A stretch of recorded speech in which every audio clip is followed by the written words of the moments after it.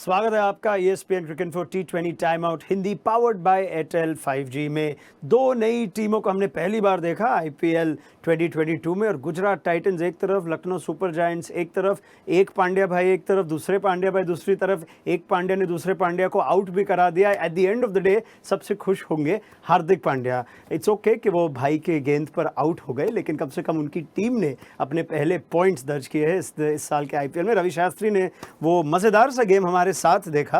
तो सबसे पहले आपसे यही पूछेंगे कि नई टीमों के फर्स्ट इंप्रेशंस आपको कैसे लगे? काफ़ी क्लोज और करीबी मुकाबला रहा, तो did the better team win Ravi today?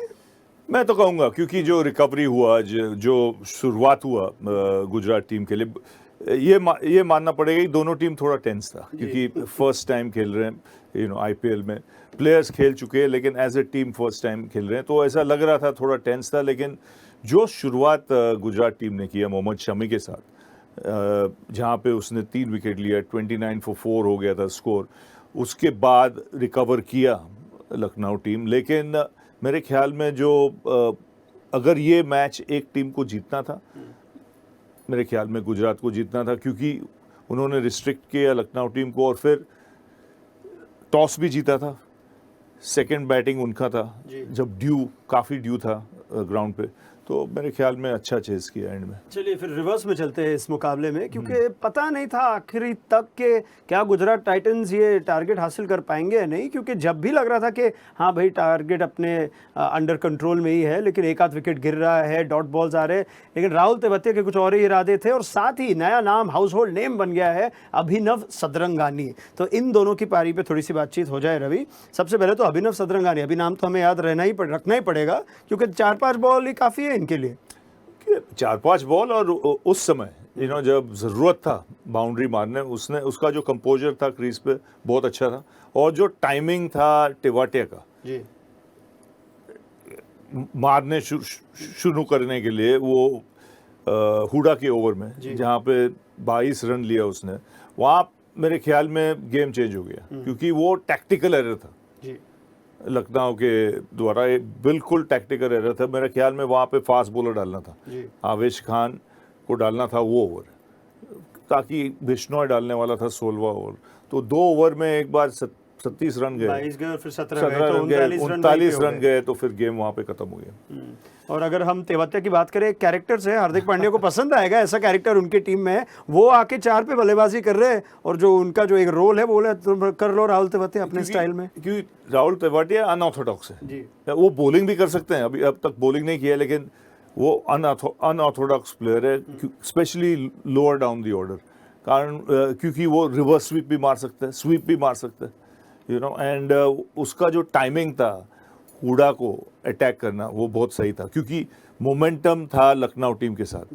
फिर एक ब्रेक हुआ, स्ट्रैटेजी ब्रेक, स्ट्रैटेजी चेंज हुआ गुजरात का, क्योंकि हुडा डाला वो नेक्स्ट ओवर और 22 रन। तो बस वहीं पे गेम शायद चला गया गुजरात टाइटंस के पक्ष में।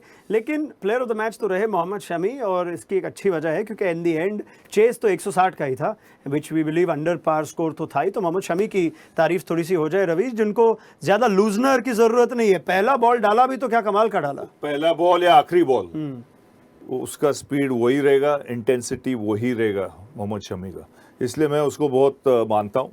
वो मैं जब कोच भी था, I was very fond of him, क्योंकि उसका जो इंटेंसिटी है ना, वो 100% देता है ग्राउंड पे। वो दिखेगा ऐसा कि आराम से, वो बॉडी लैंग्वेज उसका ऐसा रहेगा कि ठीक है, लेजी है, लेकिन एक बार बॉल दिया हाथ में तो फिर उसका इंटेंसिटी ज़बरदस्त है। और मैं क्यों कह रहा हूँ कि गुजरात टीम को जीतना था मैच, क्योंकि 29 for 4 से बहुत अच्छा रिकवरी हुआ 160 करने के लिए, वहाँ से। बिल्कुल। तो अगर शमी को थोड़ा लक होता तो वहाँ पे 75, 80, 85 ऑल आउट होते थे जी। बिल्कुल। हाँ, अगर कैचेस पकड़ते थे वो टाइम पे, थोड़ा लक होता तो। इसलिए मैं कह रहा हूँ कि end of the day Gujarat खुश होना चाहिए कि ये मैच जीते। और हमें ये भी देखने को मिला कि बतौर कप्तान किस तरह के खिलाड़ी है हार्दिक पांड्या। KL राहुल भी नए फ्रेंचाइज के कप्तान है भाई, तो इनके बारे में एक रिपोर्ट कार्ड सी हो जाए। एक ही मैच है तो रवि शास्त्री से पूछते हैं कि आज अच्छा दिन किसका रहा। आई थिंक आपने ऑलरेडी एक टैक्टिकल मिस्टेक का पॉइंट आउट किया है रवि, जब स्पिनर को शायद केएल राहुल ने एक एक्स्ट्रा ओवर दे दिया। एज हार्दिक पांड्या गोस, खुद 4 नंबर पे बैटिंग की, खुद 4 ओवर डाले। How would you sum up the day for both characters? Hardik को मैं दूंगा फुल मार्क्स, क्योंकि एक तो पूरा कंट्री देख रहा था, मैं देख रहा था जी कि वो क्या करने वाले, आज बॉलिंग करने वाले नहीं करने वाले। 4 ओवर डाला, विकेट नहीं मिला उन्हें, फिर भी वो 4 ओवर डालने से ना बहुत फर्क पड़ता है, क्योंकि उसका गेम, उसका कॉन्फिडेंस जो है वो डबल होगा अगर वो बॉलिंग कर सकते हैं 4 ओवर एवरी गेम में। क्योंकि आज मेरे ख्याल में बहुत बढ़िया कैरेक्टर दिखाया उसने, जब नंबर 4 पे आया, 2 विकेट जल्दी गिर गई थी, उसने रिस्पॉन्सिबिलिटी खुद पे लिया। वो बहुत अच्छा साइन है as a captain going forward for Gujarat. और बहुत ज़बरदस्त बैटिंग कर रहा था अनटिल उसका भाई के अगेंस्ट वो ज़्यादा चांस ले लिया, लेकिन तब तक जो बैटिंग कर रहा था काफ़ी साउंड था, बड़े अच्छे स्ट्रोक्स खेले और रिस्क लेते बिना उन्होंने जो रन बनाया, बहुत अच्छा रन बनाया। अगर वो रहता वहाँ पे तो फिर गेम खत्म होना था 4 ओवर पहले। बिल्कुल भाई, हार्दिक पांड्या को बतौर कप्तान देखा पहली बार आईपीएल में, और जब कप्तान ही बने हैं तो कुछ बदलाव भी देखने को मिले। आज 4 नंबर पे बैटिंग भी की, अच्छी बैटिंग की, 4 ओवर भी उन्होंने डाले। और जहाँ तक बदलाव की बात करें, चले हम कुछ और बातें कर ले रवि शास्त्री के साथ, और उनकी कुछ मीठी यादें भी ताज़ा ही कर ले। 1983 में अगर हम कुछ बदलाव कर दे, जब इंडिया का वो ऐतिहासिक वर्ल्ड कप विन था, तो क्या होता फैंस का व्यूइंग एक्सपीरियंस, ये हम जानेंगे आज के हमारे क्रिकेट का नया अवतार सेगमेंट में।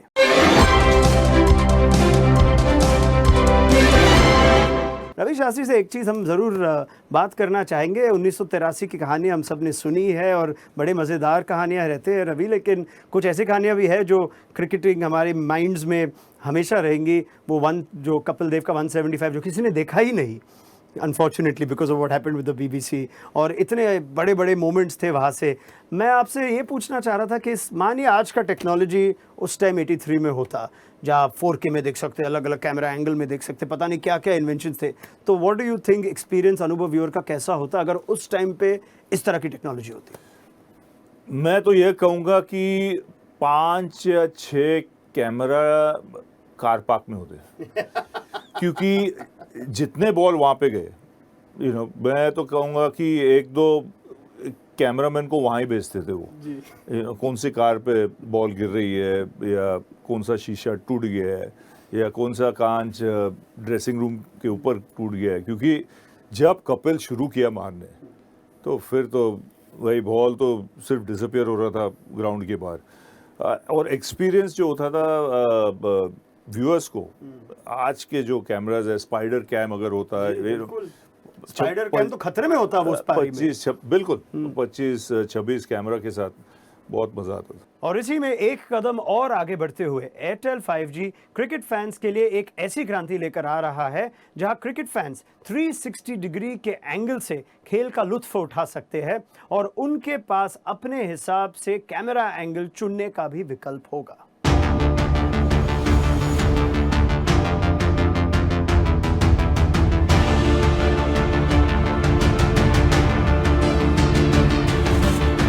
कोई क्रिकेट को इस तरह भी देख पाएगा, ये कभी सोचा नहीं था। भाई मानना तो पड़ेगा, अब चाहे आप घर बैठे मैच का मजा ले रहे हो या स्टेडियम में, एयरटेल 5G से आप कोई भी एंगल देख सकते हैं। ये आपके क्रिकेट देखने का पूरा नजरिया ही बदल देगा। वाकई में एक गेम चेंजर है ये। अब समय आ गया हमारे ओवर टू यू सेगमेंट का, जहां साजिद पूछेंगे रवि शास्त्री से ये सवाल। रवि भाई पूछ रहे हैं कि पूरी तरह से फिट नजर आ रहे हार्दिक पांड्या के लिए भारतीय टीम में वापसी आसान रहेगी? साजिद भाई बहुत आसान होगा। अगर वो पूरा फिट होगा तो उसको कोई नहीं रोक सकता, कोई सिलेक्टर नहीं रोक सकता उसको। बस सिंपल एज दैट। ये तो भाई रवि भाई ने यही बात कह दी जो हम सब सोच ही रहे हैं। हार्दिक पांड्या ने 4 ओवर डाले आज, बैटिंग 4 नंबर पे की और अच्छी पारी खेली। फील्डिंग में तो we know he is as good as anyone in the world. Ravi भाई बहुत बहुत धन्यवाद आपका, आपसे ढेर सारी बातें हम करते ही रहेंगे। रवि शास्त्री के साथ और भी IPL मुकाबलों के बारे में हम चर्चा करेंगे। हमारे साथ बने रहिए on ESPN Cricket Info T20 time out Hindi, powered by Airtel 5G।